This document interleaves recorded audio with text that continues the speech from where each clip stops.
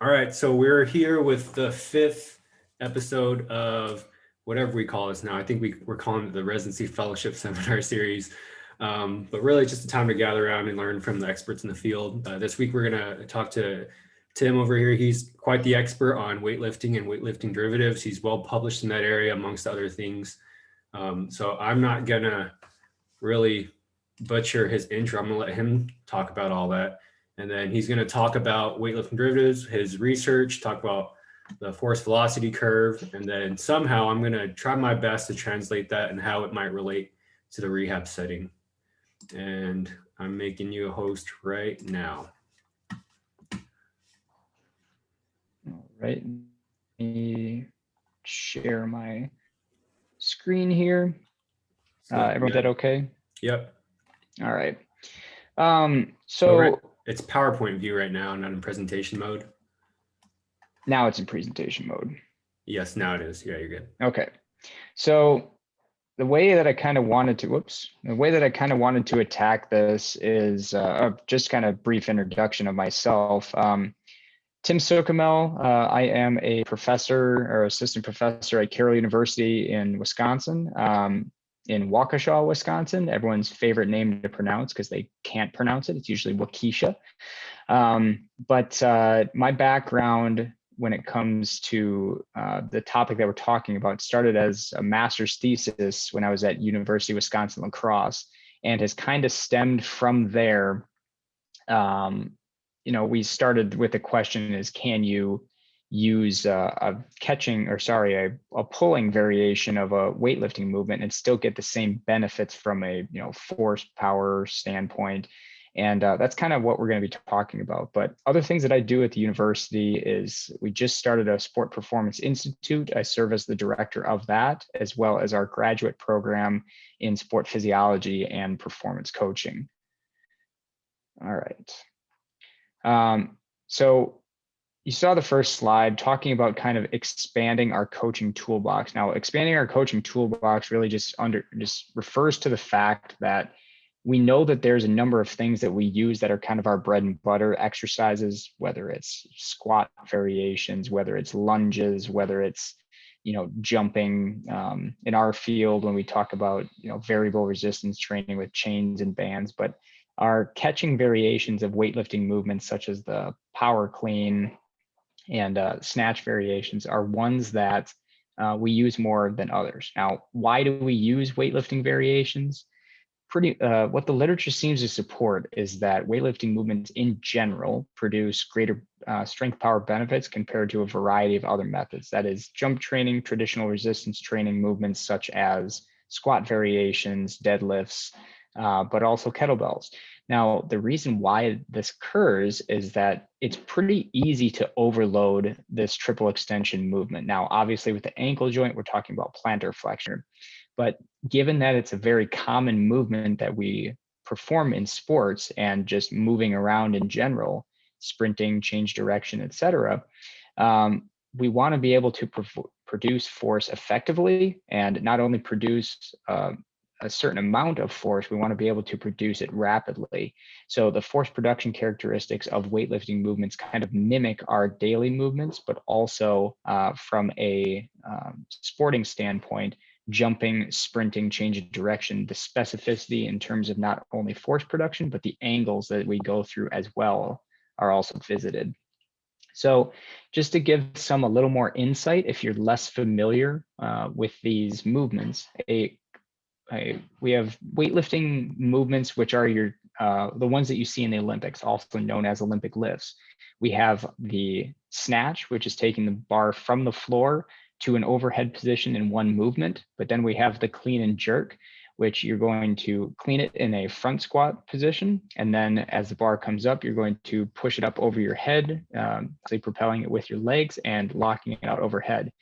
The way that we usually use these movements in training is usually a snatch variation by itself, a clean variation by itself, and also a jerk variation by itself. But weightlifting catching derivative is modified from a traditional clean, in that we may change the starting position or the actual catch depth. So this here on the on the right is a power clean movement. So we're going from the floor, and what makes it a power movement is that we are catching above that parallel depth. If we were below parallel, then it would be classified as a clean rather than a power clean. So we have a number of benefits with these types of movements. We have coordinated triple extension, we have postural strength, but also external load acceptance. And what I'm referring to there is the fact that when we elevate the bar beyond our hips, now we have to decelerate the bar by as it's kind of as we rack it on our shoulders. But we do have limitations with this type of movement as well. Traditionally, we may only get maximal effort from loads ranging of about 50 up to 100% of our maximum.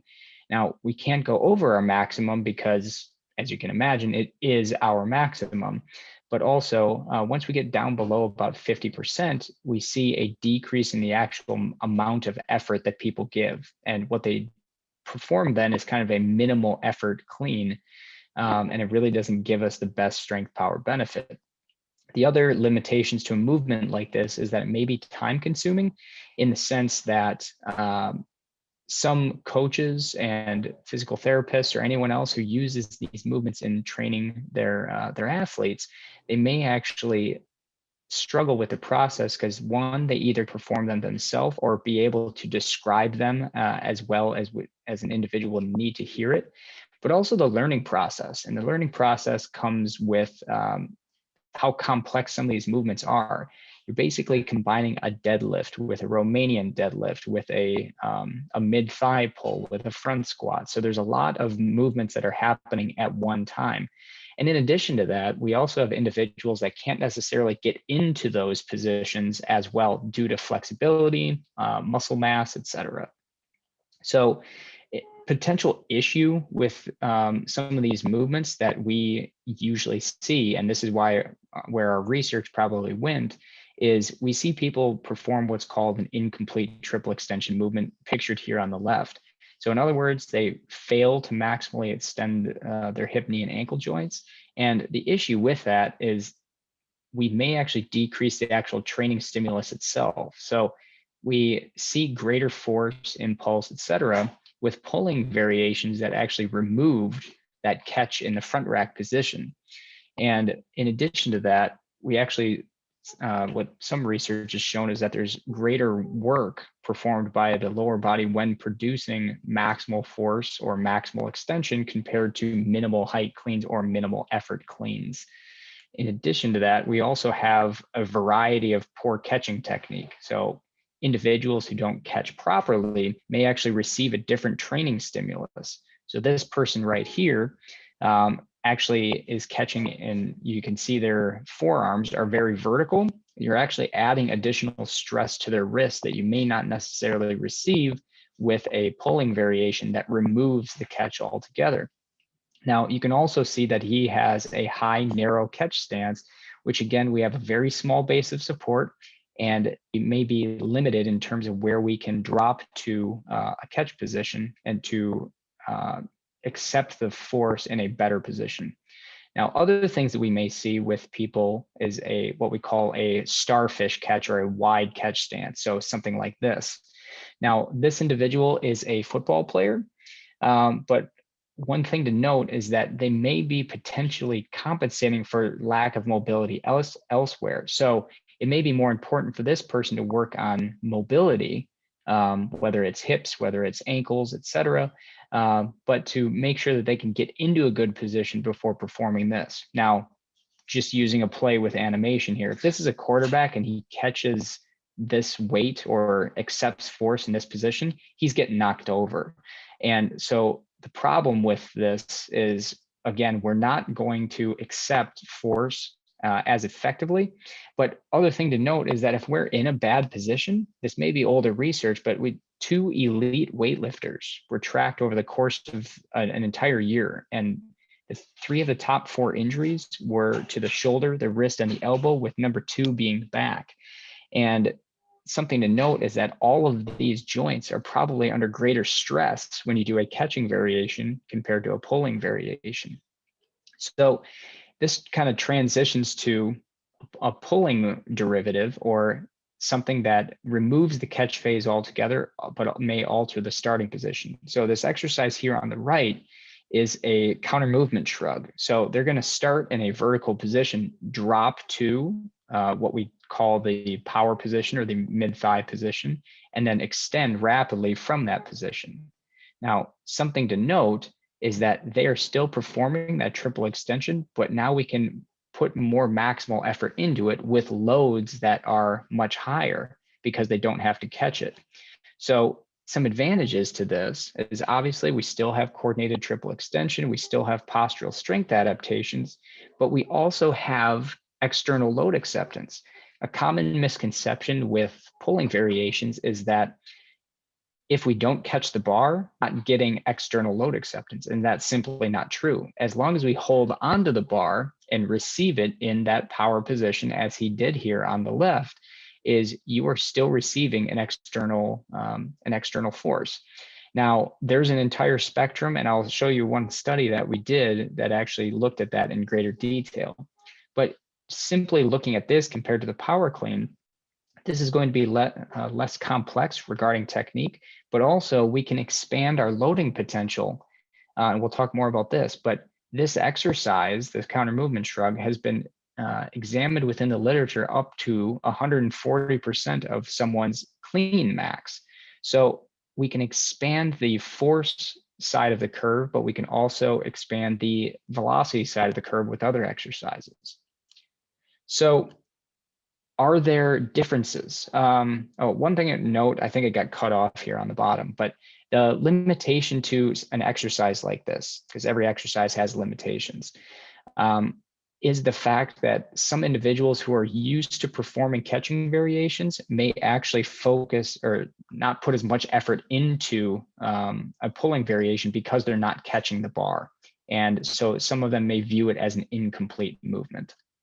So what our research is focused on is there differences between catching and pulling? So I'll speed through this because I don't want to spend too much time, but the first research came out in 2011. And what this looked at was a mid-thigh pull that is from the mid-thigh position and extending compared to a hang clean, a hang power clean, and a mid-thigh power clean, all performed with the exact same load. There was no difference between the mid-thigh pull and the mid-thigh power clean, but the mid-thigh pull did produce greater rate of force development and power compared to a hang clean and hang power clean.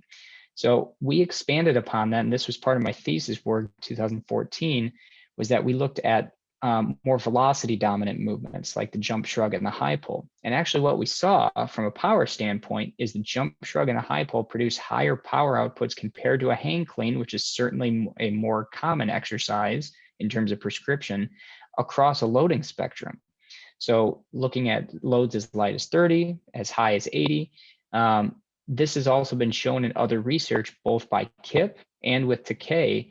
But Takei's research was kind of interesting because they actually use weightlifters, so individuals whose technique should be pretty solid. Now, this has also been expanded in terms of looking at snatch variations. This is a thesis. This has not been published in any journal, but looked at the high pull, the hang snatch, and the jump shrug at the exact same loads. So I was the thesis advisor for Garrett Fence for this project. And what was kind of interesting with this is they saw pretty much the same exact results, but also showed that at lighter loads, you're going to see greater benefits for something like a jump shrug compared to at heavier loads. And actually, you can see at the very end with 80 that the hang snatch actually overtook the other two exercises in terms of power output. I will say that power was measured differently, but that's a whole nother story altogether.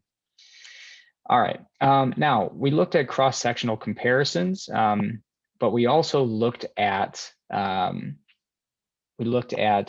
entire force time curve and the entire power time curves. And what we ended up seeing with these exercises is this is a power time curve, but we saw that the movement themselves, or each exercise, was essentially the same exact movement, from the mid-thigh position, going down to the knee, similar to an RDL, transitioning back, and then performing a triple extension movement. Now, what you see here is that the bold line down the middle is actually the mean. So over the course of the entire movement, this is time normalized. But the shaded area are the confidence intervals on either side. So anytime you see a gap, like a big white gap between those, there is a statistical difference at that time point. And what we ended up seeing is that the jump shrug, or all the exercises were similar to each other between loads of, upwards to about 80% of the movement, 80 to 85, depending on the load. But then we saw a huge difference there at the end, where we saw a jump shrug producing greater force, greater power output to a much larger extent compared to the other exercises. And we also saw that with the high pull to a certain extent. This graph you see is with a lighter load. Now, what Kip did is we also saw this done in another way in another lab. So similar to our study, they saw about 85, 90% movement being the same, but that last 10 to 15%, the jump shrug came out on top compared to the hang clean again. So we also looked at things like load acceptance. Now, I mentioned that it's a common misconception that pulling variations don't have a load acceptance. The bar doesn't just disappear. So after we performed a pull, we actually had them accept the load. So for the jump shrug, they actually came down and landed. For a high pull, they brought the bar up and they brought it back down to the mid position. And what we saw here compared to the hang power clean is the amount of work performed after the second pull, that is kind of the load acceptance phase, is that the jump shrug came out on top in terms of how much work was produced compared to the other exercises, but the high pull was second.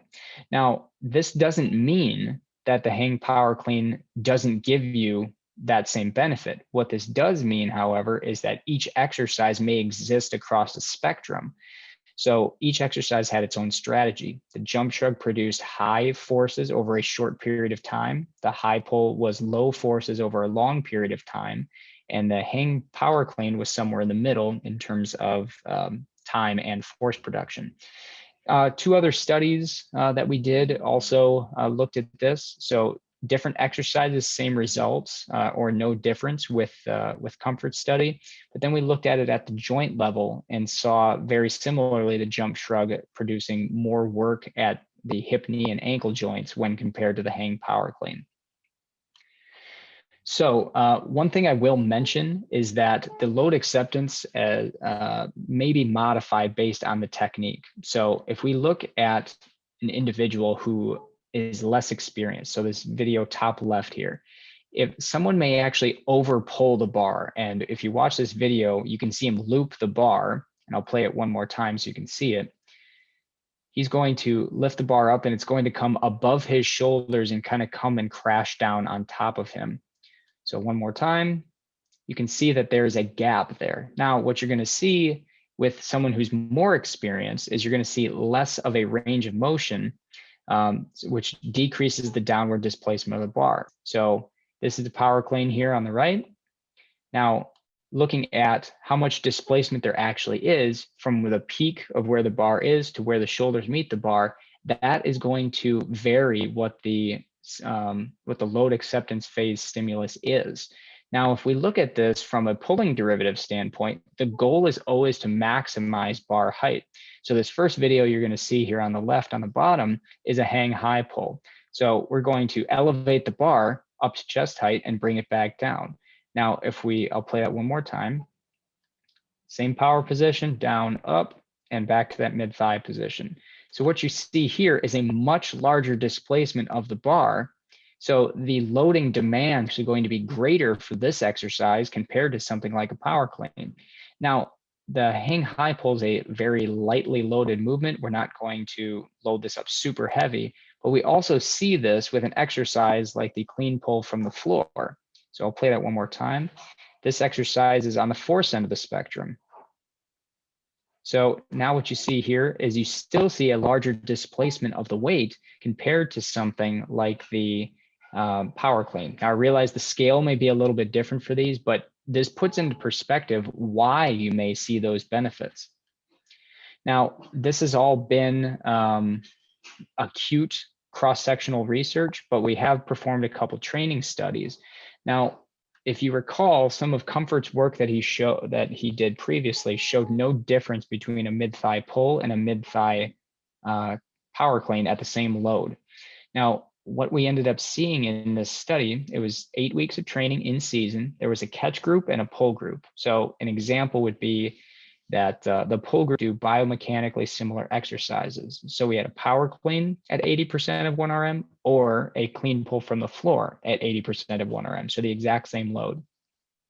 And if you look at the comparisons of, this is an isometric mid-thigh pull peak force, both groups improved, but there was no difference, practical or statistical difference between the groups. And you can see the other statistics or other variables that we looked at here, relative peak force, rapid force production, and counter movement height, counter movement jump height, peak power, and RSI mod. So the take-home message of something like this is that if you load the exercises the exact same way, there may be a gray area that exists between there, meaning you could do a catching variation or you could do a pulling variation.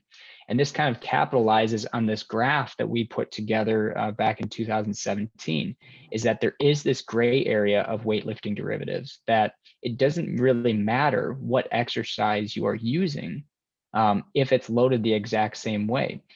But the main thing is choosing the exercises to maximize what you're trying to get out of them at that time. So what are you training for is kind of the question. So this goes back to, and Vien mentioned this briefly, the force velocity curve. So each of these exercises exist on a force velocity spectrum.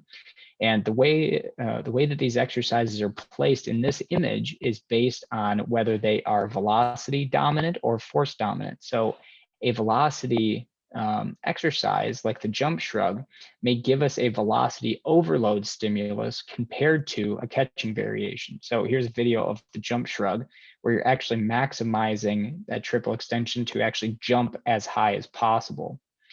Now, the force overload side is our clean pull from the floor. This is one of our volleyball athletes. But what you can see here is that this is not a lightly loaded exercise, but we can still use a force overload stimulus because we can use over 100% of our catching 1RM. Now, we expanded on the previous training study and actually looked at what would happen if you loaded exercises with an overload group. So we had 3 different groups, same as Comfort study, catch and pull group, same loading, but again, biomechanically similar exercises, one catching, one not.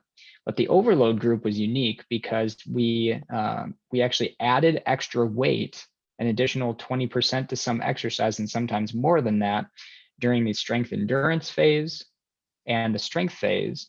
But then during the taper phase, we actually emphasized the velocity end of the spectrum because we were trying to maximize rate of force development and peak power. And what we ended up seeing in our first study was that we saw greater increases of a power clean 1RM in an overload group. Now, just to put this into perspective, the overload group and the pull group did not catch a clean, did not front squat for 10 weeks.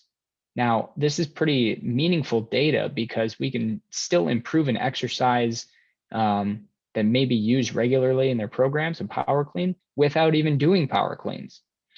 Because we're maximizing the extension phase during that time. But we also saw greatest benefits with this overload group when it came to mid-thigh pull peak force, 10, 20, and 30-meter sprints, and a 505 change of direction. So what's interesting is that we saw similar results to what Comfort did, catch and pull being approximately the same if they're loaded the same, but the overload group added that extra benefit without doing any catching. Second study that we did, we've looked at primarily jump adaptations and with the squat jump and counter movement jump. So what we saw here is that the overload and pull groups produced the greatest squat jump and counter movement jumps respectively. Now, something to think about there is that the pull group was always, if you think about a 1RM in quotes, 1 RM of a pulling variation, you're probably going to be using submaximal loads regularly if you're basing it on a catching variation. So everything was fast in terms of rapid force production. Now, what's interesting here is that if we actually go and compare the normalized time of these exercises, you still saw that the overload group produce greater force adaptations during a squat jump. That would be the top graph compared to the pull group. But compared to the catch group, we actually saw greater eccentric or braking force adaptations compared to the catch group. So again, this comes back to, can you get load acceptance benefits? Yes. So those that say otherwise, I would challenge that thinking. Now, Vien, I don't know how much time you want me to take, because I just wanted to run through briefly how to implement some of these, but I will go quick. Yeah, you're good. You're answering a lot of questions that I actually had about my own part, so it's helpful. Oh, okay. Again, I could talk about this stuff all day, so please cut me off. What I want to show here is that based on the phases of training that we're in, we may choose to implement certain exercise variations. So let me get rid of some of these. If we're focusing on a strength endurance phase, we have two primary goals. We have increasing work capacity and increasing our muscle cross-sectional area in general. Now, this is typically characterized by a high volume phase. So we're going to choose exercises that should be kind of foundational in nature. So in our training study, when we were doing sets of 10, we actually performed cluster sets. So we had five reps, 30 seconds, and then another 5 reps, primarily due to fatigue. We wanted to minimize the effect of fatigue on technique. So, and also the opportunity to coach the individuals within that movement. So these are foundational movements. But then once we get into strength phases, our goals shift from work capacity to now maximizing force production and also starting to develop that rate of force development. And what you see here on the top are our pulling variations. We're going to focus on our pulling variations as our primary exercise stimulus due to the fact that we can use greater loads, and that's going to emphasize our force production. But also, depending on how we load it, we may be able to incorporate some catching variations now that the volume's a little bit lower. But also because these are going to be lighter, we can incorporate that rate of force development component. Now, when we get to strength speed, which is moving heavy loads quickly, and speed strength, moving light loads quickly, we can continue to expand the number of exercises that we have to maximize both rate of force development and power development. So eventually, when you get to this phase, this is where this gray area starts to show up a lot. We're really trying to maximize our power output here. So it's choosing the exercise and load combination that's going to give you the best benefit. Now, where these may fit, this is a strength endurance phase. Now, I have these separated by beginner, intermediate, and advanced. Notice the differences that you have here in terms of the types of loading that you would use. So this is kind of a standard week of how we would program some of these exercises. First day, we still, we have more of a jerk progression day. So starting with a military press before moving to other exercises. Second day, we focus on our clean variation, and day 3 is kind of our snatch variation. But notice that when we get to the advanced individuals, they're using fairly heavy loads with higher volume, but also note that we're doing these with cluster sets. Now, when we move into a general strength phase, we're still going to incorporate a lot of the same movements, but you can see a progression here. Beginners, we're just going to focus on deadlifts. But then we can start to make it a little bit faster with exercises like the clean pull from the floor with moderate loads, or I should say heavy loads, relatively speaking, before we would use the super maximal loads. I can tell you in our study, when we used pulls from the floor with super maximal loads, we probably got up to about 110% of a 1 RM. And I tell you, it is very difficult and after generally using straps for this. But you can also see something similar with the mid-thigh pull. Now, when we get into an absolute strength phase where we drop the volume even more, now we're starting to experience a greater spectrum of loads. Loads that may be really light. You can see things like the hang high pull. We may not be ready to turn over the bar yet, and that's why we're using that type of exercise. Mid-thigh power clean, now we're teaching someone how to turn over the bar, but now when we do a power clean from the floor, now we complicate the exercise a little bit heavier because they can handle that type of training stress. And again, you can see the different types of exercise that we're doing for beginners, intermediates, and advanced individuals here on the right with the snatch variations. Strength, speed, speed, strength. Again, now because we're trying to maximize power output, we're going to experience a large spectrum of loads. Now, just note, I don't have it written in here, but exercises like the back squat are still going to be relatively heavy here, but you can also see in day one that we start to incorporate some potentiation complexes, back squat and counter movement jump, bench press and bench press throws.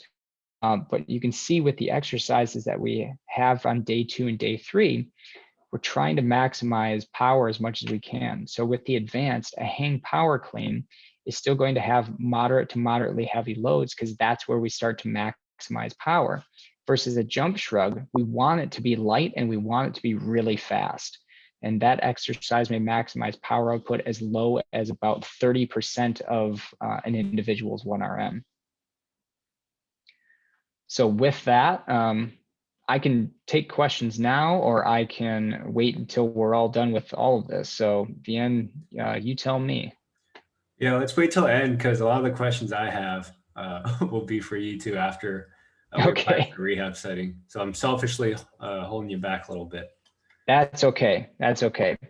I realize that I put in a ton of information when I talk about this, and I welcome the questions. So let me make Here's you your the life's work, host. Tim. Yeah. But thank you so much for presenting all that. I know you can present hours more of it, so I know it was harder to condense more than anything. And again, I'd be happy to put some of this in PDF form so that the individuals here can have a look as well. Okay.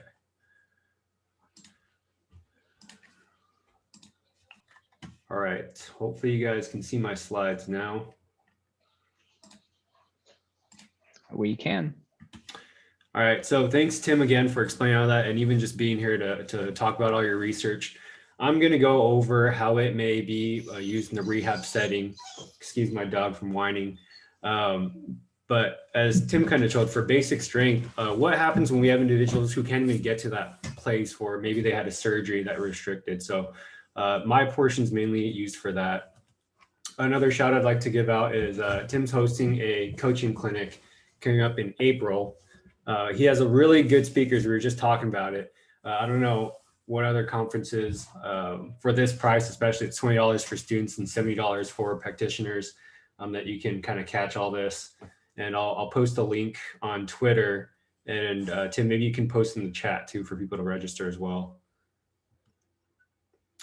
But going into the benefits of Olympic weightlifting. So there's a lot of times when we might have restrictions as far as weight bearing goes, or we can't jump at early phases. So this is a way for us to begin loading them, developing performance attributes fairly quickly without impact. So this study that Mackenzie did looked at, I think it was 10 females and 10 males. And what they did was looked at a jump, a jump squat. The jump was a counter movement jump, and a clean. And for max force, they did find that looking at the clean and jump squat, one, there was impact being the jump squat. You leave the ground and not the clean. That seemed to perform better. And can anyone say if they can see my slides all right? Yes, we can. Okay, cool. So the clean was actually significantly different than the jump squat as well, as far as max power goes. The jump performed better, but the clean, again, comparing it to the movement with impact, was not significantly different. And then looking at rate of force development, there's a clear significant difference looking at the clean compared to the jump and the jump squat. One thing to be mindful of though is doing a clean takes quite a bit of time compared to the other jump and jump squat. And we have to be mindful because when we talk about, let's say an ACL reconstruction, it's proposed that based on video studies that once a person lands, they're tearing their ACL within 17 to 50 milliseconds. So time is important in this aspect. So if we just look at the upward movement, which they looked at, you can see that even when we normalize it just for that time, we take away the first pull, it's still a little later. They're getting max force a little later in the phase. So eventually we might have to introduce the other ones as well. Also looking at this, they did look at quadriceps activity, calf activity, and hamstrings and glutes. I'd like to make a lot of the interpretation from this, but one thing you have to be mindful of is just the motor program of individuals with surgery or after injury. We know that the quads aren't going to work quite the same as far as timing or force production and activation. So we can take this, but I don't think we can hold too much about this when we look at how it applies to the injured individual and population. Other benefits of weightlifting include motor skill development. So just allowing them to learn one skill might help them with the process of learning other skills later down the road. It also gives athletes a challenge. Right now, you can only challenge them so much with some squats, just some strengthening. That's difficult physically, but this might give them a mental challenge. And then now the critique from that is, well, what if they don't have the technique to perform it right? As Tim said, the technique is a lot easier when you just use the derivatives of pulling without the catch. And there was a good study by Kip and Miners looking at lacrosse players. They looked at 1 repetition max hang cleans, and they looked at the failed attempts and then the successful attempts. What they found with the failed attempts was more of a forward bar posture. And again, this was just primarily the upward motion. And I'd say that's fairly common with what we see in novice lifters too. The bar path isn't close to them. So I think this is a good comparable study of if the skill isn't there just because it's so difficult. But even with that, there was differences in acceleration and the timing of when those peaks occurred, but not by much. So I still think you're getting the same benefits, even if it's not the athlete or patient is not as technically sound as an experienced lifter for this. And then of course, it makes an athlete feel normal. Imagine being non-weight bearing, all you're doing is stretching and working on neuromuscular education. And all of a sudden they touch the barbell for the first time. It's very empowering to them. So that just gives them a feel of confidence in that, their rehab is going well, even in the early phases when you haven't introduced impact. So with that background, I'm going to talk about a case study of how this can be applied. So this case study is going to be about a college football linebacker. He suffered a non-contact injury during fall camp. He had an ACL reconstruction, bone patellar bone graft with a meniscus repair. Our surgeon likes the protocol for all meniscus repairs to be non-weight bearing 6 weeks. And the range of motion was restricted from full extension to 90 degrees flexion for 4 weeks. At phase 1, we completed the 6 weeks of non-weight bearing. We achieved full extension fairly quickly, or for what were allowed to do, at least at week 5. Supine flexion was restored equal to the other side at week 4. It was taken past phase 1, but we eventually achieved prone knee flexion at week 8. And at this time, we just worked on hip and core strengthening. We hit him with NMES 5 times a week, with sometimes 6 times a week too, with either me or the athletic trainer. And then he was pretty quickly reintegrated with the performance team with our kind of injured group during team lifts.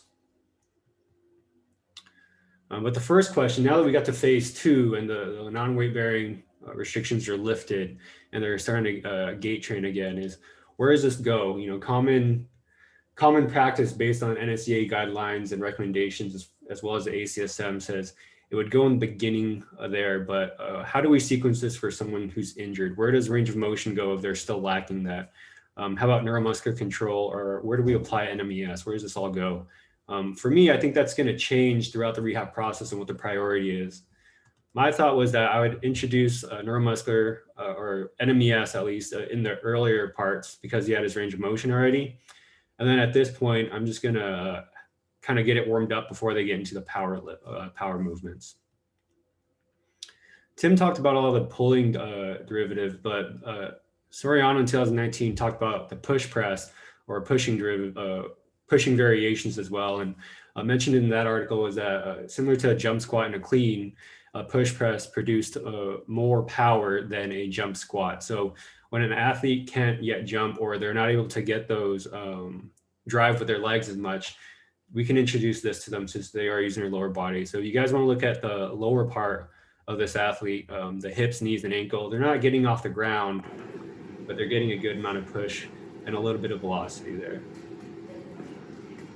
What we can superset this with is a hurdle march to work on gait training, making sure they get full extension, they're getting full limb clearance, and they're working on their balance. And then at the same time, we're just working on body weight squats, waiting for them to experience different ranges as well as full equal weight bearing as far as we can go with the naked eye. So they're getting their rest periods in here while still working on power, even though they just went away from the restricted weight bearing phase. And again, it's a way to introduce power early on in rehab when a lot of people think we're limited to that since we can't simply jump. We don't want to get away from the bread and butter. We want to work on functional movement at this point too. So we're still working on step ups to prepare them for stairs. We're still working the hips. We're still working on balance. And we're still working on quadriceps strengthening in isolation as well. Next up at this point, as in the same phase, as they get more comfortable, we can start adding in the mid thigh pull. And my dog just wants a little pet. There you go. 5 times.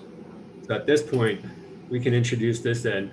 Notice with Tim's athletes versus mine, he's using a lot more of a hip dominance. So we can't say all the power and rate of force development is occurring at the quad as we want in these patients. A lot of it's going to be at the hip. But again, it's better to start at the hip in this early phase than begin all this later on in the other phase. What we can superset this with is a drop squat, preparing them later on for the more difficult push. And then also just making sure they can weight bear at fast load acceptances. So for this one, it's just a drop squat, no weight. I give them the cue. Imagine there's only a stool on your right butt cheek. So if you sit straight down, you're going to fall. This is going to bias him to use more of that leg. And then also getting that cue away and giving him some free sets to experience what that feels without that cue and give him time to learn it on his own. And from Tim's article I shared on the email, you can, if you're hesitant on the load acceptance of this part, you can always start from a rack pull to help with that, or you can just go straight into the mid thigh pull like I did. It's based on your comfort and the patient's tolerance to these. At this point, you can see here that single leg step down, just a lateral step down. This is about a 6-inch step. Not that pretty. A little laggy there. You could even see the shade of the other butt cheek low. So he's getting a lot of movements from his pelvis compared to his other leg. It's nice and smooth, a nice upright trunk angle there. Another thing too is looking at ankle, knee, and hip contributions. So he did fine with the mid thigh pulls with lighter weight, but once you load a little bit, I want you to pay attention to the right heel. You can see there's a little delay there. The ankle tends to reach its peak velocities earlier in the lift with healthies and when they look at the timing aspect of it. And you can see for him, that injured leg doesn't want to do that until he's got some momentum going with him. So these are just things I kind of pay attention to. But that's just to reiterate that we can add that, but that's not the main part of his rehab. We still have to take care of other things. So at this part, I'm still adding in Copenhagen's Nordics. I'm doing step-ups, unilateral work, band-assisted split squats to get him used to kneeling quickly, getting that full range of motion with a functional task, and then also hitting NMES. This time, the NMES is later down there because I feel like we're going to hit that anyways, and that's going to be a continued process. And the warm-up can now be done just to warm up the hips for the mid-thigh pull. And I'm warming up the hips because I know as much as I like the quads to do a lot of the movement, it's just not going to be what we expect it to be with patients with ACL reconstruction. So after this phase, we're starting to see his step down look a little better at 6 inches. Still has somewhat of forward trunk lean, but the control factor is a lot better. They also just dropped their new uniform, so he just got some new shoes. But when we bump him up to 9 inches, you can see not so pretty. Trunk is swaying everywhere, trying to swim in the air with his hands. A little glitchy. You could still see that help drop even from a sagittal plane. But at this point, if you could pay attention to the right heel again, same weight, it's looking a lot better, a lot more even. And we're doing all this even before they're running it all or exposed to any kind of impact. So we can still develop power at this phase before we, instead of starting it later on. And then eventually we'll hit phase 3, which is what we're starting around right now. And still has a lot of trunk lean. The 9-inch step down looks a lot better. And at this phase, we can start adding in hang power clean. You'll notice that the timing is off in his elbow, so we'll have time to work on that technique. But notice even with this one, his toes aren't coming off. So technically, it kind of worked in the loophole area of the protocol saying no impact, working on power again. And as far as cleaning up the technique, we actually added, put him up to 185, and the sequencing of his catch looked a lot better at that phase too. The hard part though is like looking at 185 just to make the technique look right to get versus staying light for patient comfort and introducing him to movement. Where is the benefit there? And looking at the research that Tim showed and did himself, we could seemingly get the same benefits across several loads as they follow similar patterns there too. But like you see on here, the jump squat, we can keep them on here, but eventually we don't want to just stay on these lifts. We eventually want them to get to jump squatting, especially because it's more specific to their sport demands as well. So they're in the strengthening phase. At this part, we're doing hang cleans. We're introducing A skips to them, so it's very light impact, technically not just straight line running. We're really just working on that quick contact off the ground. So we're working on plyometrics and the stretch shortening cycle at this phase 2. We're getting back to heavy back squats with bilateral work. We're doing some shuttle hops with just one band, working that stretch shortening cycle. And then we're still keeping up with everything. This is the time I really like to hammer away Nordics just so we can invest in the cutting phase, or not the cutting, the sprinting phase later, so you don't encounter any hamstring injuries during that late stage rehab portion. So with his step downs getting better and everything like that, I asked the athlete, what was the biggest difference in you feeling so much better and you feeling so good throughout rehab? And what do you think his answers were? Do you think it was Olympic weightlifting? Do you think it was kind of programming and working with his coaches? Well, the biggest factor was, he said, it's because I'm a dog. So the point of this is saying that, well, we don't know if Olympic weightlifting is what helped him or not, because at the end of the day, we're trying to make him get ready back to his sport and come back from injury. We're not trying to make him a weightlifter. Adding weightlifting in there is just a tool, kind of like Tim said, expanding your toolbox for you to develop power early on. But if you don't want to use it, you don't have to. And it's not, I don't think it's going to be the make or break between your rehab. So in summary, push press and mid thigh pulls can be alternative to jumping exercises in early rehab. No catch phase is needed, but as Tim mentioned, sometimes it's beneficial and you can change the lift if you want to change where they are in that force velocity curve. Olympic weightlifting can be a beneficial part of rehab, but rehab should not be about turning your athlete into a weightlifter. It has its time and place and people do fine without it in their program. This is just how you may want to integrate it, especially if these athletes are going to get back to these lifts later on in their strength conditioning with their coaches. And then Olympic weightlifting may help develop force production, power, and rate of force development in the entire limb, but not specifically at the quadriceps. We know that these individuals have different motor programs due to a cascade of events that happen after injury. And the research done in these were mainly healthies, and we can't necessarily extrapolate the EMGs from those. So these are my references. And at this point, we'll open up discussions. And I'm gonna stop sharing my screen. That dog is whining. But before I start some questions, does anyone have questions to begin with off the bat?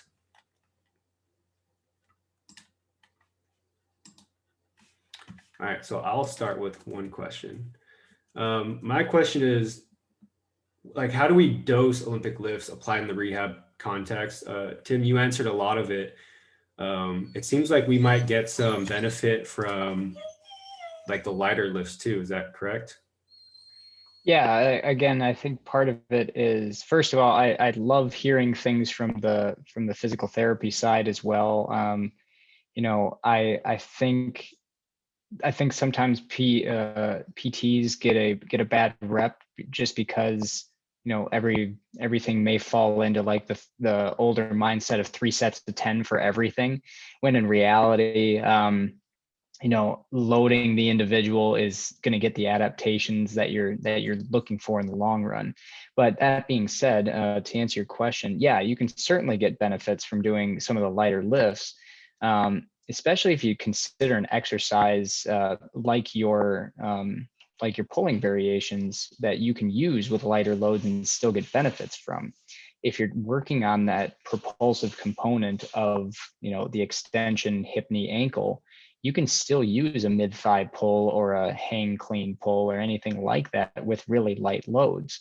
And what's kind of unique is that you can also work the person down from the mid-thigh, you know, where they're more upright, you know, since we've been talking about kind of a knee injury, working yourself from more of an upright position to adding in something like a counter movement shrug where you have a quick dip into an extension. And we've seen rate of force development benefits from that using really light loads, as evidence from our training study.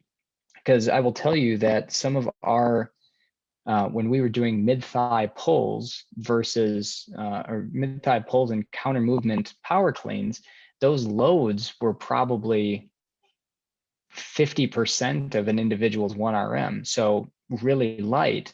But we are also doing mid-thigh pulls with 50%. And ironically enough, the pulling group that used 50% of a mid-thigh pull actually saw greater benefits in rapid force production compared to a mid-thigh power clean where someone's actually elevating the bar.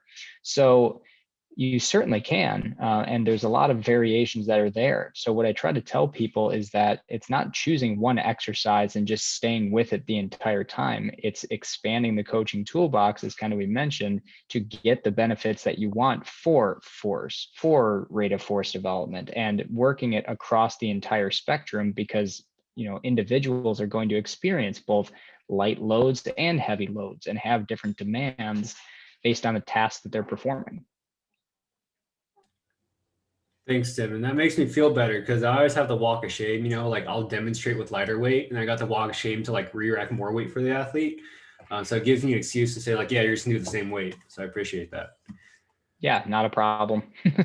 And then my question is when you add jumps versus continue, like when do you add jumps? When do you do Olympic lifts? When they're at the phase of jumping, is it still beneficial to have these variations of lifts in there? Do you think? Yeah, yeah. So we did a study actually looking at the jump shrug variation compared to a hex bar jump and a jump squat. And I know you talked about the jump squat a little bit. And actually what we saw is that the jump shrug and hex bar jump, and we use percentages of body weight for this just to normalize it to every single exercise. We saw that the jump shrug and the hex bar jump, there were no differences across the entire loading spectrum in terms of power output. So we're talking from 0, which is basically done with a PVC pipe, all the way up to 100% of their body mass. Now, of course, some individuals could have gone over 100%. That's just due to strength and postural strength. But both of those exercises, both the hex bar and the jump shrug, produce greater power output compared to the jump squat. Now, part of that has to do with the load placement effect, which is kind of what we were looking at. With a hex bar jump, the load is placed around the individual. So everything from a lever standpoint is a lot more centralized compared to away from the individual. Now, the unique thing about the jump shrug is the only one of those 3 exercises that really involves a hip hinge movement. The jump squat is obviously unique because the bar is going to be back on the back and jumping that way. So again, you can use either exercise to get greater power output. It's not to say that you're not going to get any effect from a jump squat, because you certainly can, because the other things we looked at were force at peak power and velocity at peak power. So the jump shrug produced greater force at peak power versus the other exercises produce greater velocity at peak power at each one of those loads. So there's benefits to all those exercises. Now, to answer your question in more detail, is we use a combination of both jumping and weightlifting movements. And the whole concept behind that is we're working the entire force velocity curve. We're using exercises with heavier loads, moderate to heavy loads, to give them that force development standpoint or force development characteristics, plus high force power, if that makes sense, versus really light loads with jumping variations, because they're usually using body weight to 30% of a max or something like that. But other things that we do is we've done over speed jumps where we actually do banded jumps to remove the impact of what they're coming down and landing with, so they can max the velocity component. We've also in season done jumps to boxes, basically a box jump, but still landing in, not like a full squat like you see in all those videos where people short it and fall on their backside. But we do that to reduce the eccentric impact. So it's, what are you trying to get? Are you working on the propulsive component? And if you're not, and you're working on kind of that load acceptance, we can also understand that those exist on an entire spectrum. It was interesting that you mentioned the push press, because the push press can also be used as an external load absorption exercise in addition to other eccentric training methods.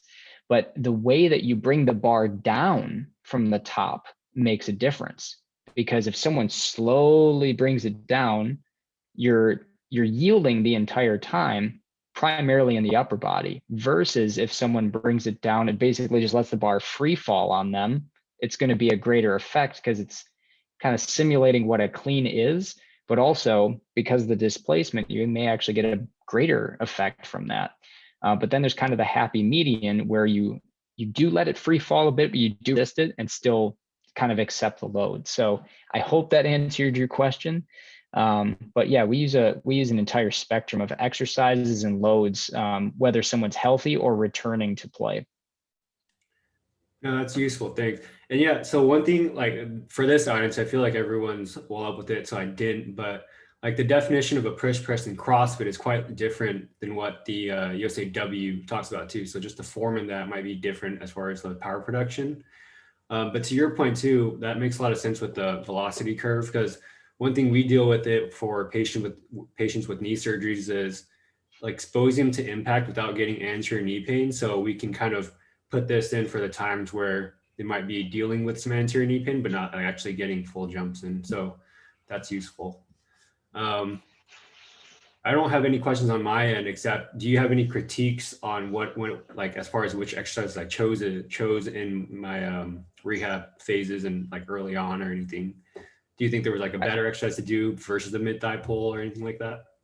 No, I mean, I think you're choosing the right exercises. If I'm going to get really picky, I think the exercise that you had them do was more of a hang clean pull rather than a mid thigh pull. And that's fine. Because I think working them through, getting them some hamstring activation with a little bit of a hip hinge would actually be a good thing. Like you mentioned, working on the hips first. When we do mid-thigh pulls, generally speaking, we usually do them from the rack so that they can get that postural position. But what it does is if you do it from the rack, they are not holding on to the weight at the time. It's positioned where they need it to be. So they actually have to develop the rate of force development characteristics from that spot. So they have to overcome the initial inertia of the bar being at a dead stop. Now, compared to what you were talking about also, is you can do it outside the rack as long as they are not necessarily dipping into it. So a progression that we usually use in terms of teaching an individual, but also from a rehab standpoint, is starting with a mid-thigh pull, moving to a counter movement shrug, which is the video I showed where they're dropping to the mid-thigh position and then extending, but then going to a pull from the knee and a hang clean pull. So I think it was just a terminology thing. I think the exercise you chose is great. No, it wasn't just a terminology thing, because I'm glad you pointed that out, because there was actually I gave him a little heavier weight, and then that was actually a good video. He went even like further below his knee, so I was like, oh yeah, maybe I should change that load. So no, I totally agree with your pickiness on like what's truly a mid thigh pull versus a hang clean pull. The other side too is like, yeah, for him it was just so hard to cue him to keep his trunk upright, because I think he just wants to use his hips so much rather than his quads.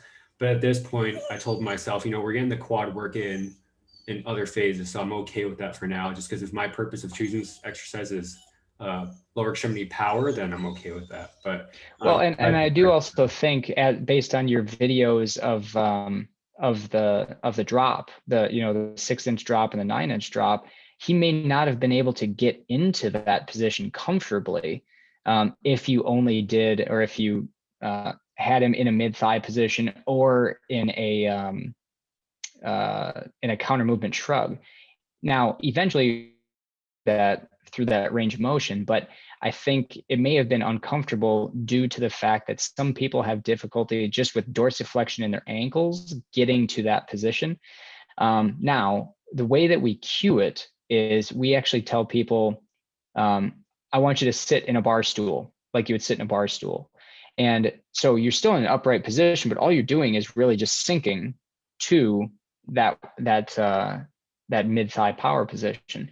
Now, when I say mid-thigh, I'm not talking about anatomical mid-thigh. Mid-thigh is a position that's specific to weightlifting that refers to, for a clean variation, the upper third, basically anatomical mid-thigh and above the anatomical mid-thigh, rather, upper part of the thigh to the hip crease, versus a snatch grip variation, you're going to be in that hip crease. So trust me, people in the literature, reviewers, people get up in arms about what the mid-thigh position is. Yeah, the problem. Well, a good thing is Tim. He's not 21, so he shouldn't know what a bar stool is. But I'll think of another cue for it. Yeah. But that's all I have, unless anyone has any other questions. Hey, Vien and Tim, I had a question if you guys have time. Yeah, go ahead, Corey. Sure. So I know you mentioned, Vien, at the end about not being able to isolate that quad rate of force development. And I think, that's, we don't have the literature to say, like most of the literature is saying that strength index is most important. But I think the more we look at it, rate of force development is also important. So I don't know if you or Tim had any considerations on ways we could potentially isolate like a quad in any of these lifts, or just really developing rate of force development in the quad. I would think, from my standpoint, doing the mid thigh pull correctly with that good posture, just because the moment arm on the quad is going to work it a little better. I think this is better. Doing these variations, even if they're hip dominant, is better than nothing early on, because you're at least doing these speeds. A lot of times people aren't even working at these velocities at that 8-week mark. So I think even if it wasn't predominantly quad, a little of it's going to transfer, even if the quads are responsible for like 20% of it. So that'd be my take on it. And that's why I like adding these. But I just want to make it clear that I'm not saying we're working on quad rate of force development, but I think it's fair to say we're working on lower extremity rate of force development, and there's going to be some kind of quad contribution in that area. Yeah, I mean, I would echo that. I think oftentimes when we think of a mid-thigh pull, if you forget about the load acceptance, like if you're doing it in the rack, for example, you are set in that position, you won't have any external load acceptance at all. It is essentially a concentric only movement. And I think a lot of that comes from the drive through the knee, because your torso is already upright and your hip angle at that point is already going to be about 140 degrees. So you don't have a lot to extend from anyway, versus knees are going to be somewhere between 120, 130 degrees. So you have a little bit more from room there. Now, I know if we're not jumping yet, eventually when we get to jumping, doing squat jumps from a dead stop. So whether it's from a third squat or even a half squat position, we're at about 90 degrees. That's going to be a lot of your concentric dominant movement. But also from a quad standpoint, with the knees at that angle, you just have a larger range of motion that they have to work through. So I also eventually working someone down, I think Vien has it right in terms of where you're starting from. And, once you incorporate a mid-thigh pull, which is more concentric dominant, including something like a counter movement shrug, then you add in kind of that stretch shortening cycle component as well. I mean, really any variation that you're going through a transition from the knee to the mid-thigh position, you're going to get a stretch component. That's kind of where the stretch shortening cycle of the lifts actually happens anyway. Yeah, that makes sense. And I guess my concern would be, like, in the ACL population, what they find is these like late stage. I was more talking about late stage, more Vien. I understand like the early stage, but more so like the hip compensations that you see later on. Even though the form may look good, if you look at the kinetics of it, they're still actually using a lot more hip than me. And really just I've been brainstorming some considerations on ways to isolate more quad, just so you can't even attempt to compensate. And I know Eric Mayer has talked about a few ways to do that, but just was wondering if you guys had any thoughts with that. No, it's tough, Corey. It's a great question. We can even look biomechanically good, but when we look at EMGs, it's just so different in that population. And the question is it even the physical training, or is it what's going on from the central nervous system at that point? Is there some kind of inhibition? So it's a good question. I think a lot of us can benefit from looking at that more. There's another question from Cody Krups. Thoughts on utilizing some of these derivatives unilaterally? My thought is, even though they're not getting off the ground, balance is extremely hard for them. So what it looks like a double contact essentially is you can totally try it, but I feel like unless their balance is solid, you might not get the good portion of that catch. But then again, I guess you're right. The catch part doesn't matter if you're working on power. So I'd say worth a try. What do you think, Tim? Be careful. I don't ever prescribe weightlifting movements with a single limb. I think, especially catching variations, I never do, just purely from a balance standpoint. I've never done them unilaterally with a pulling variation. Honestly, I think it ends up being a little awkward because your other limb wants to participate because that's what your body is telling it to do. But at the same time, I think this is just my opinion. I think you're kind of setting yourself up for a little more worse than better at that point. I just worry about what's going to happen with where the load's going to go. I've seen too many bad weightlifting movements with two limbs, more or less one limb. So that worries me a little bit. Yeah, and off of that, I would say when you were talking earlier about the effort, right? Like if you change something about the effort, maybe their bandwidth in their brain is gonna be so focused on standing on one leg that they might actually be performing like a super submax lift, and you might not get that optimized power production that way. So that's just my thoughts on it. And I personally haven't tried it just because when I start these things, the balance is just such a limiting factor for me. Yeah, I mean, what the literature seems to support is that anytime you're doing a bilateral movement versus unilateral movement, and I think everybody knows this, is that when you increase the need for balance, you're actually decreasing the amount of force production that you can actually produce. So with bilateral movements, you're going to be able to produce generally more force, and it's not just because of the weight, but it's due to the fact that the neural drive to two limbs is going to be greater than it is to one limb. That's a good question though, Cody. A lot of people probably had that thought.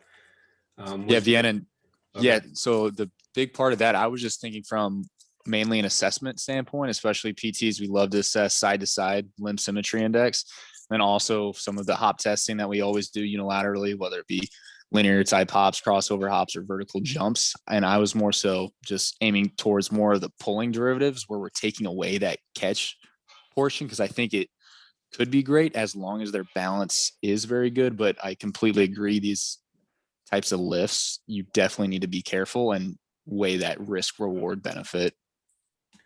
And I agree. I mean, I'm sure you've experienced it in the collegiate setting too, Cody. There's individuals who will really do well with it and some who will just not do well with it at all. So I think it's just choosing it carefully.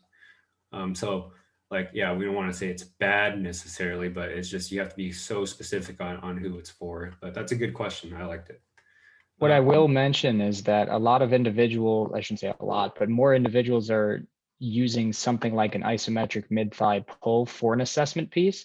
And Cody, to your point, it's been validated now that you can actually do this, an isometric mid-thigh pull on unilateral limb. So people have done an iso pull on the right leg and then compared it to the left leg for asymmetry purposes. Now, why that's important, research is that you can look at force and rate of force development characteristics at specific time points if you have access to that type of technology. And I know people have done it in still that vertical type position, but I know, I don't know if any of you know Suki Hobson, who works with Milwaukee Bucks as their strength coach. She has also been doing isometric calf raises with their group. I'm a big fan of calf raises for several reasons, but we won't go into this time. But yeah, like Tim, if you ever need like research ideas, Tim's lab, if anyone ever goes to Waukesha, his lab has like a weightlifter in research's dreams of having these like so many force plates. Right, like yeah, you could lift all through COVID. So definitely check it out if you're ever in the area. Does anyone else have any questions though? So if not, we'll kind of end it there. Next week, talking about all the differences in inhibition and quad activity. Next week is going to be a topic all on that by Bailey Lancer. She's the resident at Cleveland Clinic, and also by Meredith Chatput. We all know she's from Ohio University and has done some work in this area too. So they're going to be presenting on electrical stimulation for quad inhibition. So hopefully I see you guys then. And again, thank you so much, Tim, for spending your evening. I saw it get from light outside to dark, so I appreciate it. And I can tell how passionate you are. And I definitely got better from your discussion, also the questions that were asked after. So thank you. I appreciate you having me. Thank you.